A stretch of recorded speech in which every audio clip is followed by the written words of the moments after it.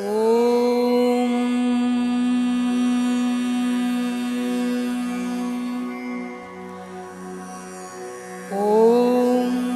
तत्सवितुर्वरं रूपं ज्योतिः परस्य धीमहि यन्नः सत्येन दीपयेत् सत्येन दीपयेत्।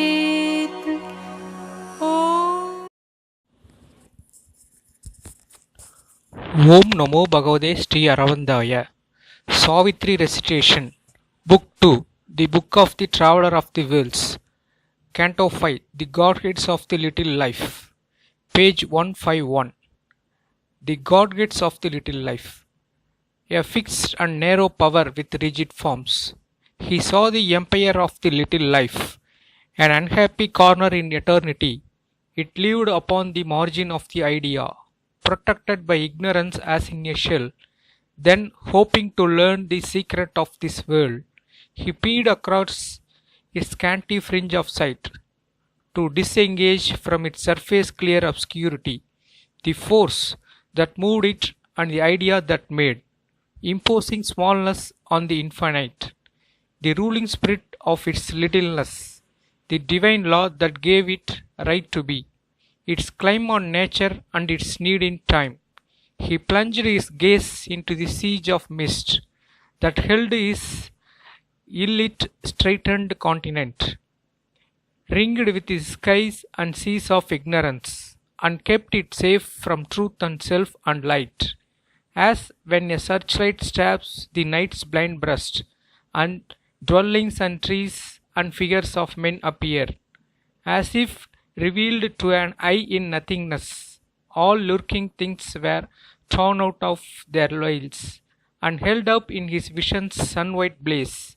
A busy, restless, uncouched populace teemed in their dusky, unnoted thousands there, in a mist of secrecy wrapping the world scene, the little deities of time's nether act, who work remote from heaven's controlling eye, plotted, unknown to the creatures whom they move, the small conspiracies of this pretty reign, amused with the small contrivings, the brief hopes, and little eager steps and little ways.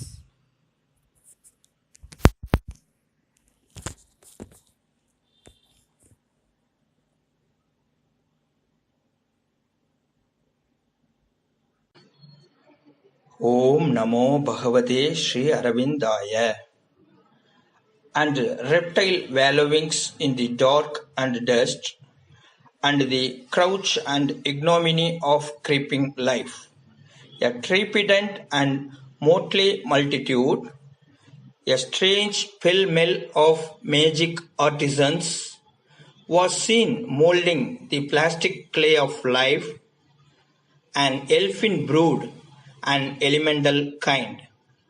Astonished by the unaccustomed glow, as if immanent in the shadows started up, imps with wry limbs and carved beast visages, sprite prompters, goblin wizened or fairy small, and genii fairer but unsouled and poor, and fallen beings, their heavenly portion lost, and errant divinities trapped in time's dust, ignorant and dangerous wills, but armed with power, half animal, half god, their mood, their shape. Out of the greyness of a dim background, their whispers come, an inarticulate force, awake in mind, an echoing thought or word. To their string of impulse the heart's sanction draw, and in that little nature do their work, and fill its powers and creatures with unease. Its seed of joy they curse with sorrow's fruit, put out with errors breathe its scanty lights, and turn its surface truths to falsehood's ends, its small emotions spur, its passions drive. To the abyss or through the bog and mire, or else with a goad of hard dry lusts they prick. While jogs on devious ways that nowhere lead, life's caught finding no issue from ignorance. To sport with good and evil is their law, luring to failure and meaningless success. All models they corrupt, all measures cheat. Make knowledge a poison, virtue a pattern dull, and lead the endless cycles of desire through semblances of sad or happy chance to an inescapable fatality. All by their influence is enacted there, nor there alone is their empire or their rule. Wherever are soulless minds and guideless lives, and in a small body self is all that accounts. Wherever love and light and largeness lack, these crooked fashioners take up their task. To all half-conscious worlds they extend their reign. Here too these godlings drive our human hearts. Our nature's twilight is their lurking place. Here too the darkened primitive heart obeys the veiled suggestions of a hidden mind that dogs our knowledge with misleading light and stands between us and the truth that saves. It speaks to us with the voices of the night. Our darkened lives to greater darkness move. Our seekings listen to calamitous hopes. A structure of unseeing thoughts is built, and reason used by an irrational force. This earth is not alone our teacher and nurse. The powers of all the worlds have entrance here. In their own fields they follow the wheel of law and cherish the safety of a settled type. On earth, out of their changeless orbit thrown, their law is kept, lost their fixed form of things. Into a creative chaos they are cast, where all asks order but is driven by chance. Strangers to earth nature, they must learn earth's ways. Aliens are opposites, they must unite. They work and battle and with pain agree. These join, those part, all parts and joins are new, but never can we know and truly live, till all have found their divine harmony. Our life's uncertain way winds circling on, our mind's unquiet search asks always light, till they have learned their secret in their source, in the light of the timeless and its spaceless home.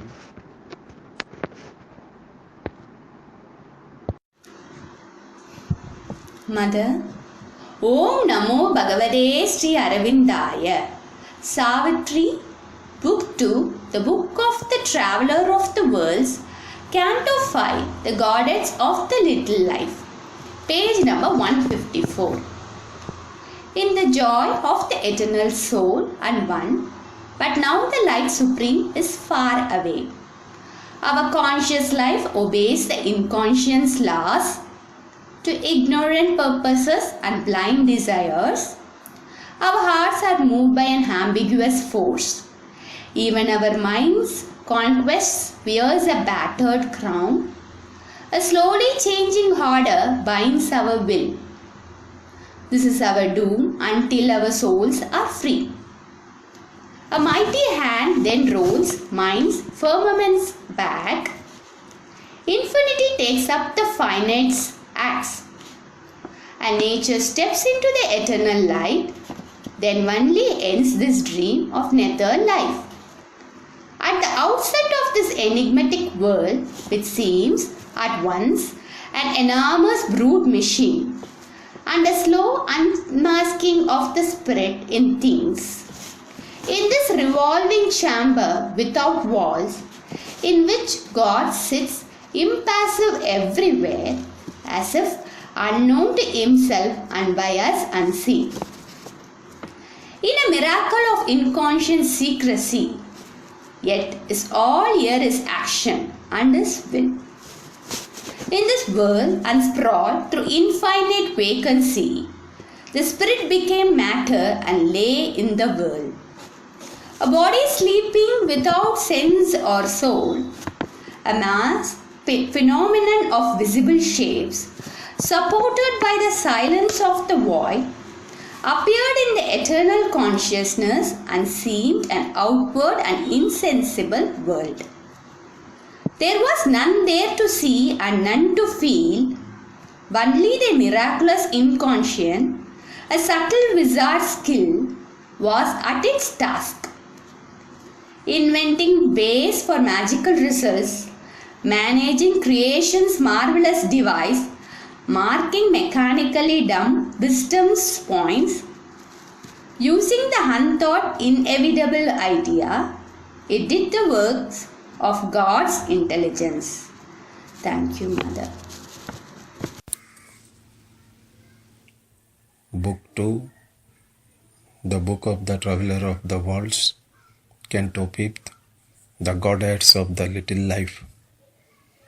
Or wrought the will of some supreme unknown, still consciousness was hidden in nature's womb. Unfelt was the bliss whose rapture dreamed the worlds. Being was an inert substance driven by force. At first was only an etheric space. Its huge vibrations circled round and round, housing some unconceived initiative, upheld by a supreme original breath. Expansion and contraction's mystic act created touch and friction in the void. Into abstract emptiness brought clash and clasp, parent of an expanding universe, in a matrix of disintegrating force. By spending it, conjured an endless sum.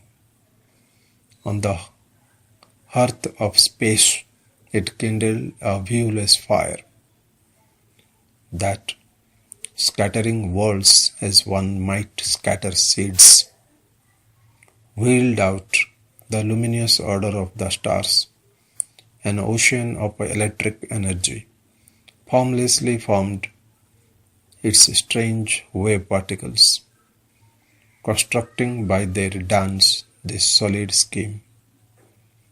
Its mightiness in the atom shot to rest. Masses were forged or feigned, and visible shapes. Light flung the photon's swift revealing spark, and showed in the minuteness of its flash, imaged this cosmos of apparent things. Thus has been made this real impossible world, an obvious miracle, or convincing so, or so it seems to man's audacious mind, who sets his thought as the arbiter of truth, his personal vision as impersonal fact, as witnesses of an objective world, his erring sense and his instruments artifice. Thus must he work life's tangible riddle out in a doubtful light by error siege on truth, and slowly part the visage and the veil, or else forlorn of faith in mind and sense. Thank you. Om Namo Bhagavate Sri Aravindaya. His knowledge, a bright body of ignorance, he sees in all things strangely fashioned here, the unwelcome jest of a deceiving force, a parable of Maya and her might. This vast perpetual motion caught and held in the mysterious and unchanging change of the persistent movement we call time and ever renewing its recurrent beat.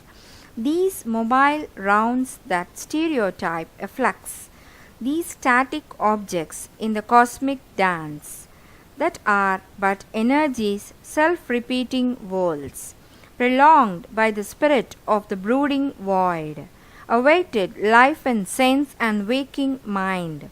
A little the dreamer changed his pose of stone, but when the inconscient scrupulous work was done, and chance coerced by fixed immutable laws, a scene was set for nature's conscious play. Then stirred the spirit's mute immobile sleep, the force concealed broke dumbly, slowly out. A dream of living woke in matter's heart, a will to live moved the inconscious dust. A freak of living startled vacant time, ephemeral in a blank eternity, infinitesimal in a dead infinite. A subtler breath quickened dead matter's forms. The world's set rhythm changed to a conscious cry. A serpent power twinned the insensible force.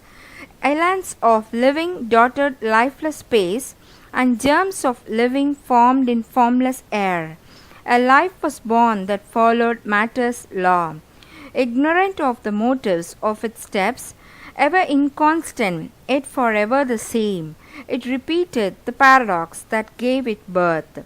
Its restless and unstable stabilities recurred incessantly in the flow of time, and purposeful movements in unthinking forms. Betrayed the heavings of an imprisoned will, waking and sleep lay locked in mutual arms, helpless and instinctive came pleasure and pain, trembling with the first faint thrills of a world soul. A strength of life that could not cry or move, yet broke into beauty, signing some deep delight. An inarticulate sensibility, throbs of the heart of an unknowing world, ran through its somnolent torpor and there stirred. A vague, uncertain thrill, a wandering beat, a dim unclosing as of secret eyes. Infant self-feeling grew and birth was born. A Godhead woke but lay with dreaming limbs. Her house refused to open its sealed doors, insentient to our eyes that only see the form, the act, and not the imprisoned God. Life hid in her false occult of growth and power. A consciousness with mute, stifled beats of sense. A mind suppressed that knew not yet of thought. An inert spirit that could only be. At first she raised no voice, no motion dared. Charged with the world power, instinct with the living force, only she clung with her roots to the safe earth, thrilled dumbly to the shocks of ray and breeze, and put out tender figures of desire. The strength in her yearning for sun and light felt not the embrace that made her breath and live. Absorbed she dreamed, content with beauty and hue. At last the charmed immensity looked forth. Astir, vibrant, hungering, she groped for mind. Then slowly sense quivered and thought peered out. She forced the reluctant mold to grow aware. The magic was chiseled of a conscious form. Its tranced vibrations rhythmed a quick response, and luminous stirring prompted brain and nerve, evoke in matter spirit's identity. And in a body lit the miracle of the heart's love and the soul's witness gaze. Impelled by an unseen will, there could break out fragments of some vast impulse to become, and vivid glimpses of a secret self, and the doubtful seeds and force of shapes to be. Awoke from the inconscient swoon of things, an animal creation crept and ran, and flew and called between the earth and sky, hunted by death but hoping still to live, and glad to breathe if only for a while. Then man was moulded from the original brute. A thinking mind had come to lift life's moods, the keen-edged tool of a nature mixed and vague, an intelligence half witness, half machine. This seeming driver of her wheel of works, missioned to motive and record her drift, and fix its law on her inconstant powers. This matter spring of a delicate engineering, aspired to enlighten its user and refine, lifting to a vision of the indwelling power, the absorbed mechanic's crude initiative. He raised his eyes, heaven-lit mirrored a face, amazed at the works wrought in her mystic sleep. She looked upon the world that she had made, wondering now seized the great automaton. She paused to understand herself and aim. Pondering, she learned to act by conscious rule. A visioned measure guided her rhythmic steps. Thought bordered her instincts with a frame of will, and lit with the idea her blinded urge. On her mass of impulses, her reflex acts. On the inconscience pushed or guided drift. And mystery of unthinking accurate steps, she struck the specious image of a self, a living idol of disfigured spirit. Book 2, CANTO 5, The Godheads of the Little Life. Om Namo Bhagavate Sri Aravindaya. On matter's acts, she imposed a patent law. She made a thinking body from chemic cells and molded a being out of a driven force. To be what she was not inflamed her hope. She turned her dream towards some high unknown. A breath was felt below of one supreme. An opening looked up to spears above, and coloured shadows limned on mortal ground. The passing figures of immortal things, a quick celestial flash could sometimes come. The illumined soul ray fell on heart and flesh, and touched with semblances of ideal light, the stuff of which our earthly dreams are made, a fragile human love that could not last. Ego's smooth wings to lift the seraph soul, appeared a surface glamour of brief date, extinguished by a scanty breath of time. Joy that forgot mortality for a while. Came a rare visitor who left betimes, and made all things seem beautiful for an hour. Hopes that soon fade to drab realities, and passions that crumble to ashes while they blaze, kindled the common earth with their brief flame, a creature insignificant and small, visited, uplifted by an unknown power.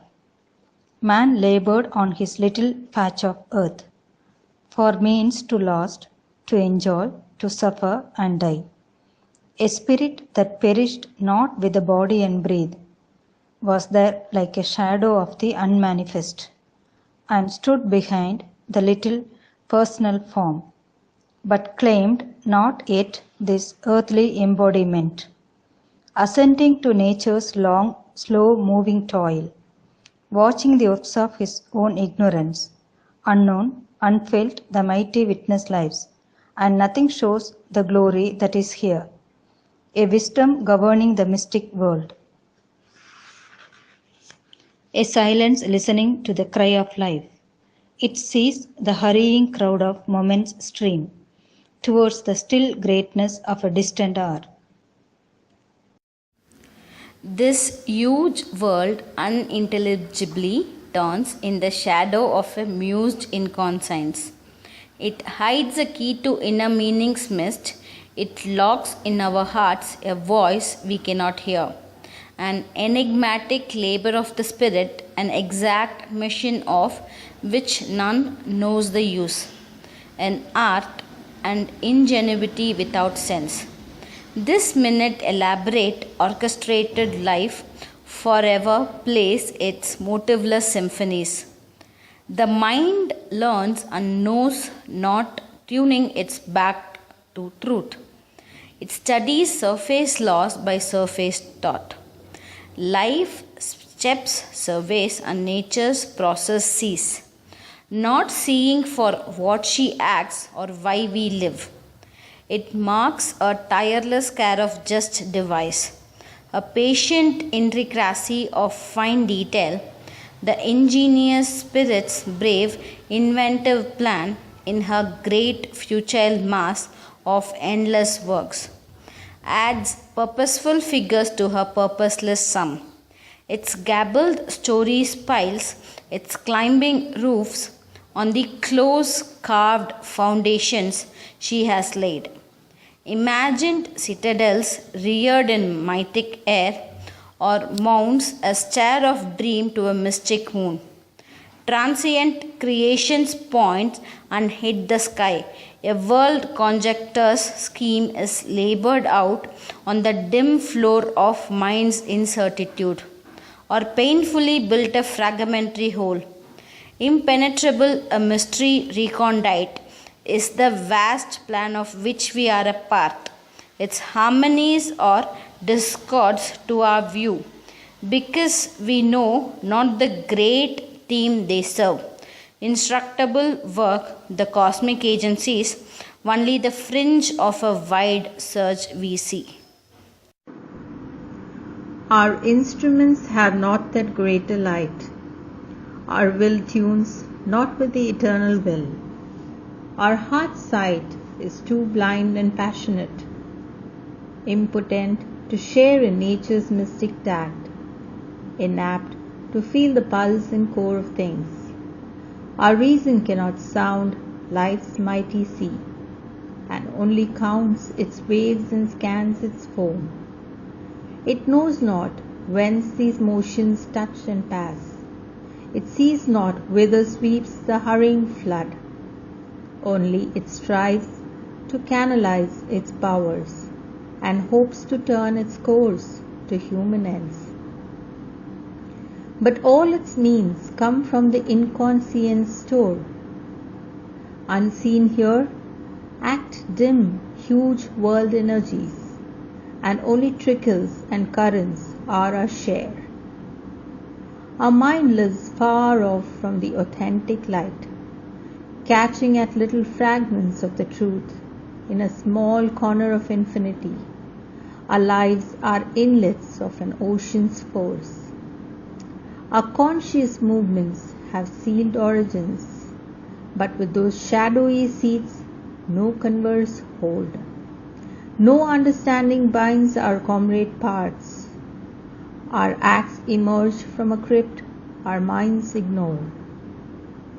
Our deepest depths are ignorant of themselves. Even our body is a mystery shop. As our earth's roots lurk screened below our earth, so lie unseen our roots of mind and life. Our springs are kept close hid beneath, within. Our souls are moved by powers behind the wall.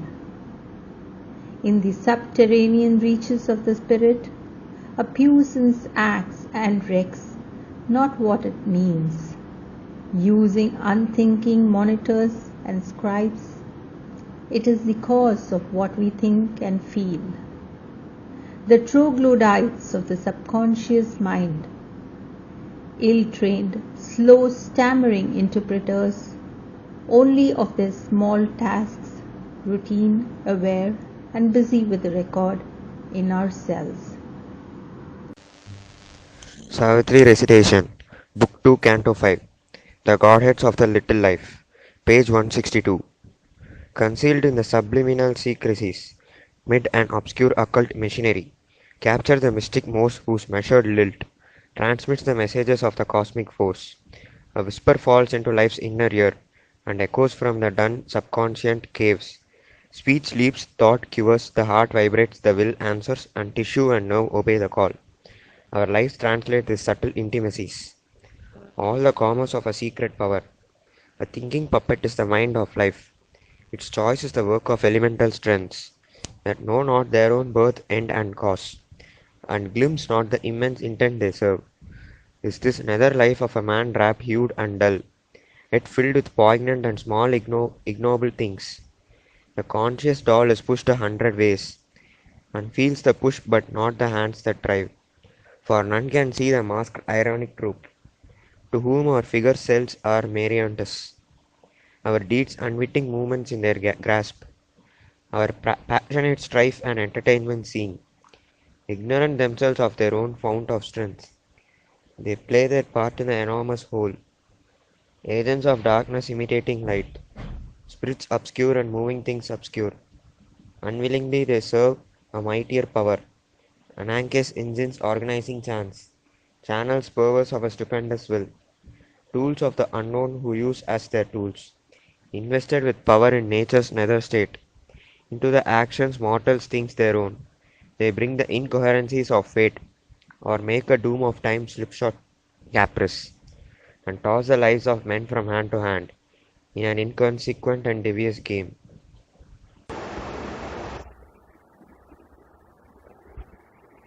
Against all higher truth, their stuff rebels. Only to chiding force their will lies prone. Inordinate their hold on human hearts. In all our natures turns they intervene. Insignificant architects of low-built leaves, and engineers of interest and desire, out of crude earthiness and muddy thrills, and cause reactions of material nerve. They build our huddled structures of self-will, and the ill-lighted mansions of our thought, or with egos, factories, and marts surround the beautiful temple of the soul. Artists, minute of the hues of littleness, they set the mosaic of our comedy, or plan the trivial tragedy of our days, arrange the date, combine the circumstances, and the fantasia of the move's costume. These unwise prompters of man's ignorant heart, and tutors of his stumbling speech and will, movers of pity, wraths, and lusts and hates, and changeful thoughts and shallow emotions starts. These slight illusion makers with their masks, painters of the decor of our dull-hued stage, and nimble scene shifters of the human play, ever are busy with this ill-lit scene, ourselves incapable to build our fate, only as actors speak and strut our parts, until the piece is done and we pass off into a brighter time and subtler space. Thus, they inflict their little pygmy law and corrupt the mounting, slow uprise of man. Then his too scanty walk with death they close. This is the ephemeral creature's daily life. As long as the human animal is lord, under dense nether, nature screens the soul. As long as intellect's outward gazing sight serves earthly interest and creature joys, and incurable littleness pursues his days. Ever since consciousness was born on earth, life is the same in insect, ape, and man, its stuff unchanged, its way the common route. If new designs, if richer details grow, and thought is added and more tangled cares. If little by little it wears a brighter face, still even in man the plot is mean and poor. A gross content prolongs his fallen state. His small successes are failures of the soul. His little pleasures punctuate frequent griefs. Hardship and toil are the heavy price he pays for the right to live, and his last wages death, and inertia sunk towards inconscience. A sleep that imitates death is his repose. A puny splendor of creative force is made a spur to fragile human works, which yet outlast their brief Creator's breath. He dreams sometimes of the revels of the gods, and sees the Dionysian gesture pass, a leonine greatness that would tear his soul, if through his failing limbs and fainting heart the sweet and joyful mighty madness swept. Trivial amusements stimulate and waste the energy given to him to grow and be. His little hour is spent in little things, a brief companionship with many jars, a little love and jealousy and hate, a touch of friendship mid indifferent crowds, draw his hard plan on life's diminutive map. If something great awakes, too frail his pitch to reveal its zenith tension of delight, his thought to eternize its ephemeral soar, art's brilliant gleam is a pastime for his eyes.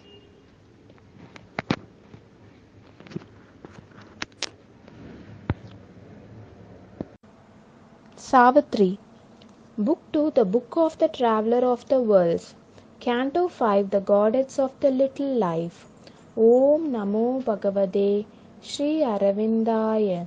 A thrill that smites the nerves is music spell, amidst his harassed toil and welter of cares, pressed by the labor of his crowding thoughts, he draws sometimes around his aching brow. Nature's calm mighty hands to heal his life pain, he is saved by her silence from his rack of self. In her tranquil beauty is his purest bliss. A new life dawns, he looks out from vistas wide. The Spirit's breath moves him but soon retires. His strength was not made to hold that puissant guest. All dulls down to convention and routine, or a fierce excitement brings him vivid joys. His days are tinged with the red hue of strife, and lust's hot glare and passion's crimson stain. Battle and murder are his tribal game. Time has he none to turn his eyes within, and look for his lost self and his dead soul. His motion on too short an axis wheels. He cannot soar, but creeps on his long road. Or if impatient of the trudge of time, he would make a splendid haste on fate's slow road. His heart that runs soon pants and tires and sinks. Or he walks ever on and finds no end. Hardly a few can climb to greater life, all tunes to a low scale and conscious pitch. His knowledge dwells in the house of ignorance. His force nears not even once the omnipotent. Rare are his visits of heavenly ecstasy. The bliss which sleeps in things and tires to wake breaks out in him in a small joy of life. This scanty grace is his persistent stay. It lightens the burden of his many ills and reconciles him to his little world. He is satisfied with his common average kind, tomorrow's hopes and his old rounds of thought, his old familiar interest and desires. Thank you, Mother. Om Namo Bhagavate Sri Arvindaya. Page 166. He has made into a thick and narrowing hedge defending his small life from the invisible, his being's kinship to infinity. He has shut away from him into inmost self, fenced off the greatness of hidden God. His being was formed to play a trivial part in a little drama on a petty stage. In a narrow plot he has pitched his tent of life. Beneath the wide gaze of the starry vast, he is the crown of all that has been done. Thus is creation's labor justified. This is the world's result, nature's last poise.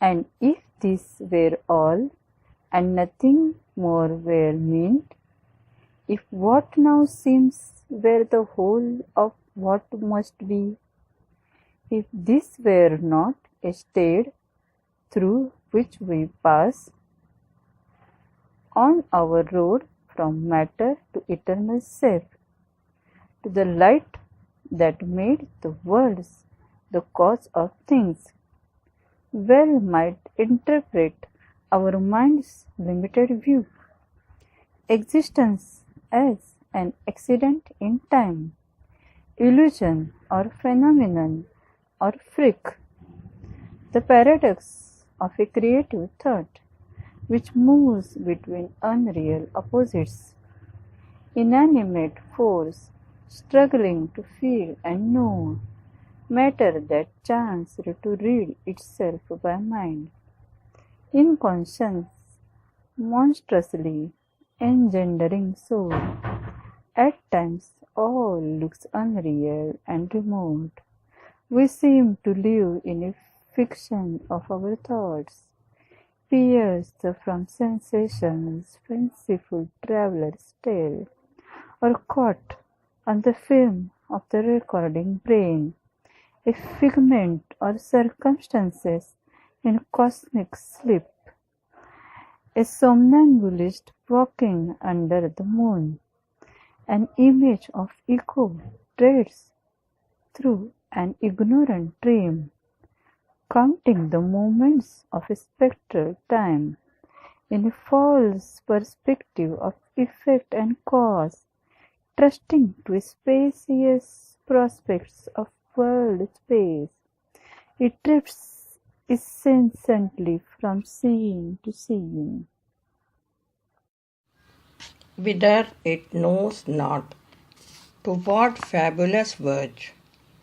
All here is dreamed or doubtfully exists, but who the dreamer is and whence he looks is still unknown or only a shadowy guess. Or the world is real, but ourselves too small, insufficient for the mightiness of our stage. A thin life curve crosses the titan world of the orbit of a soulless universe, and in the belly of the sparse rolling mass, a mind looks out from a small casual globe and wonders what itself and all things are. And yet to some interned subjective sight that strangely has formed in matter's sightless stuff, a pointillage minute of little self takes figure as world being's conscious base. Such is our scene in the half-light below.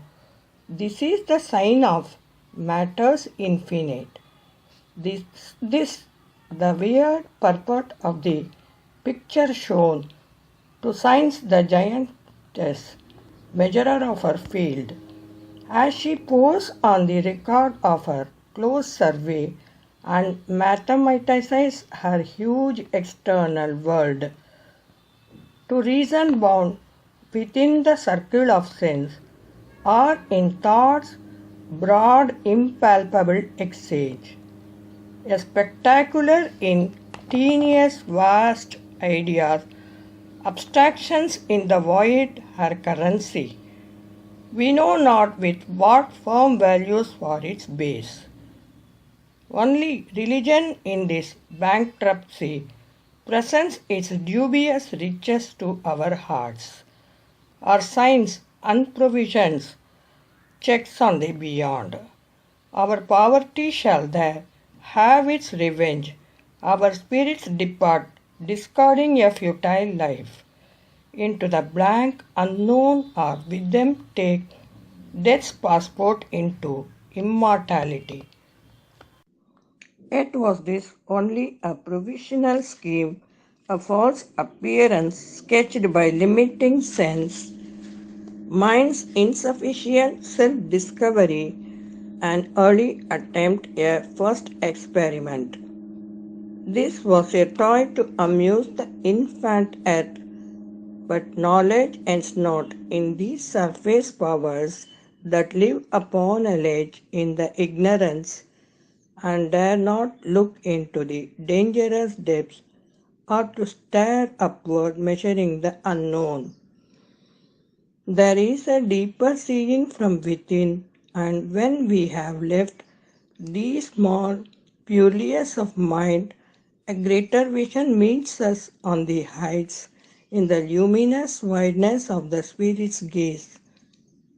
At last there wakes in us a witness soul that looks at truths unseen and scans the unknown, then all assumes a new and marvelous face.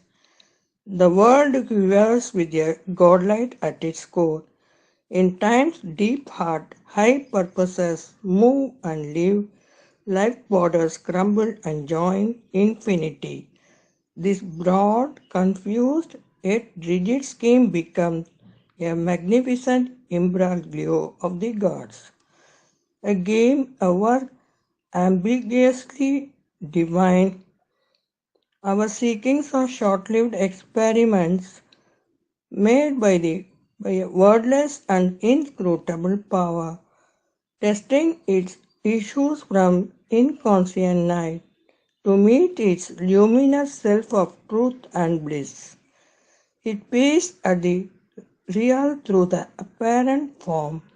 It labors in our mortal mind and sense, amid the figures of the ignorance, in the symbol pictures drawn by word and thought. It seeks the truth to which all figures point. It looks for the source of light with vision's lamp.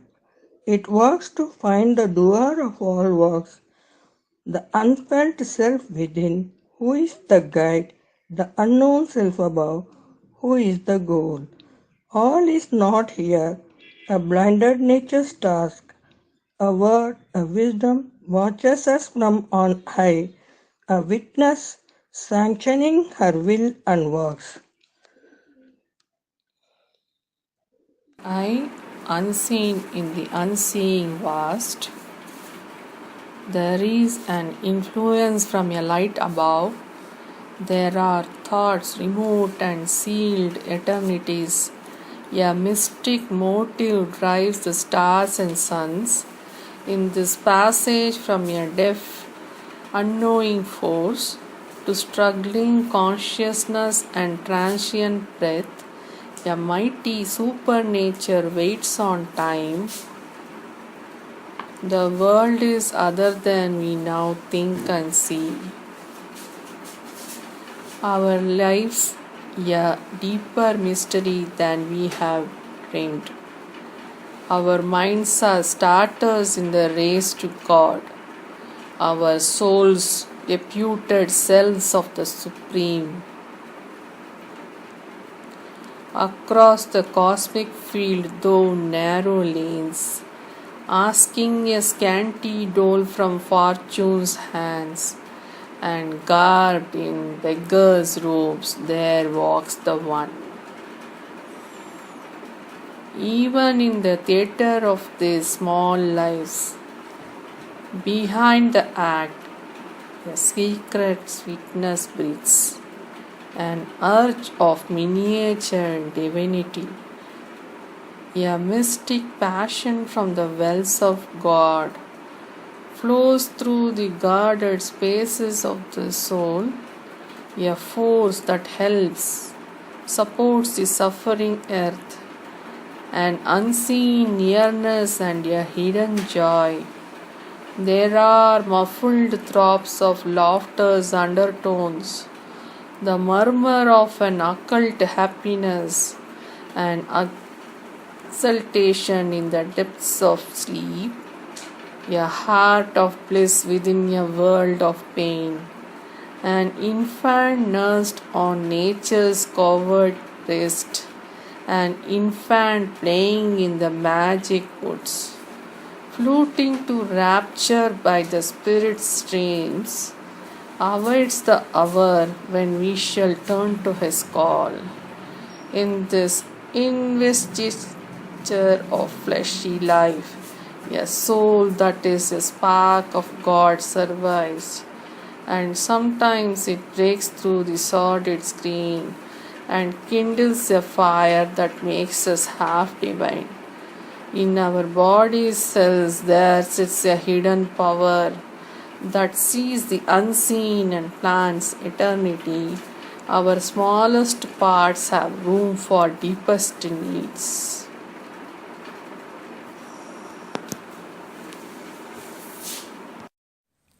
ॐ नमो भगवते Shri अरविन्दाय. Sri Aurobindo, Savitri, a Legend and a Symbol. Book 2, The Book of the Traveller of the Worlds. Canto 5, The Godheads of the Little Life. Page number 170. There too the golden messengers can come. A door is cut in the mud wall of self. Across the lowly threshold with bowed heads, angels of ecstasy and self-giving pass, and lodged in an inner sanctuary of dream, the makers of the image of deity live. Pity is there, and fire-winged sacrifice, and flashes of sympathy and tendernesses cast heaven lights from the heart's secluded shrine. A work is done in the deep silences, a glory and wonder of spiritual sense, a laughter in beauty's everlasting space, transforming world experience into joy, inhabit the mystery of the untouched gulfs. Lulled by time's beats, eternity sleeps in us. In the sealed hermetic heart, the happy core. Unmoved behind this outer shape of death, the eternal entity prepares within its matter of divine felicity. Its reign of heavenly phenomenon. Even in our skeptic mind of ignorance, a foresight comes of some immense release. Our will lifts towards its slow and shaping hands. Each part in us desires its absolute. Our thoughts covet the everlasting light. Our strength derives from an omnipotent force. And since from a veiled God joy the worlds were made, and since eternal beauty asks for form, even here where all is made of being's dust, our hearts are captured by ensnaring shapes. Our very senses blindly seek for bliss. Our error crucifies reality to force its birth and divine body here, compelling incarnate in a human form and breathing in limbs that one can touch and clasp, its knowledge to rescue an ancient ignorance. Om Shri Aurobindo Mira, Om Shri Aurobindo Mira, Om Shri Aurobindo Mira.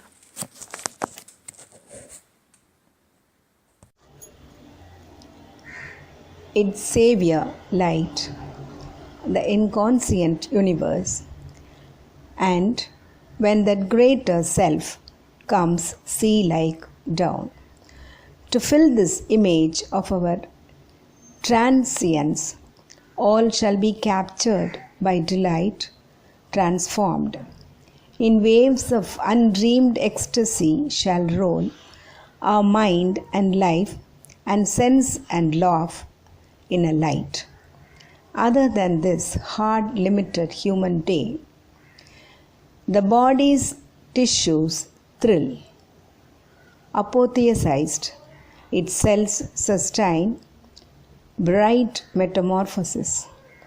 This little being of time, this shadow soul, this living dwarf figured of darkened spirit, out of its traffic in petty dreams shall rise its shape of person and its ego face, divested of this mortal travesty. Like a clay troll kneaded into a god, new made in the images of the eternal guest, it shall be caught to the breast of a white force and flaming with the paradisal touch. In a rose fire of sweet spiritual grace, in the red passion of its infinite change, queer, awake, and shudder with ecstasy, as if reversing a deformation spell, released from the black magic of the night, renouncing servitude to the dim abyss. It shall learn at last who lived within unseen, and seized with marvel in the adoring heart, to the enthroned child Godhead kneel aware, trembling with beauty and delight and love. But first, the Spirit's ascent we must achieve. Out of the chasm from which our nature rose, the soul must soar sovereign above the form and climb to summits beyond mind's half sleep. Our hearts we must inform with heavenly strength, surprise the animal with the occult God, then, kindling the gold tongue of sacrifice, calling the powers of a bright hemisphere, we shall shed the discredit of our mortal state, make the abysm a road for heaven's descent, acquaint our depths with the supernal ray, and cleave the darkness with a mystic fire. Om Namo Bhagavate Sri Arabindaya. Page 172. Adventuring once more in the natal mist, across the dangerous haze, the pregnant stir, he threw the astral chaos shore away, mid the grey faces of its demon gods, questioned by whispers of its flickering ghosts, besieged by sorceries of its fluent foes, as one who walks unguided through strange fields, tending he knows not where nor what nor with what hope. He trod a soil that failed beneath his feet, and journeyed in stone strength to a fugitive end. His trail behind him was a vanishing line of glimmering points in a vague immensity.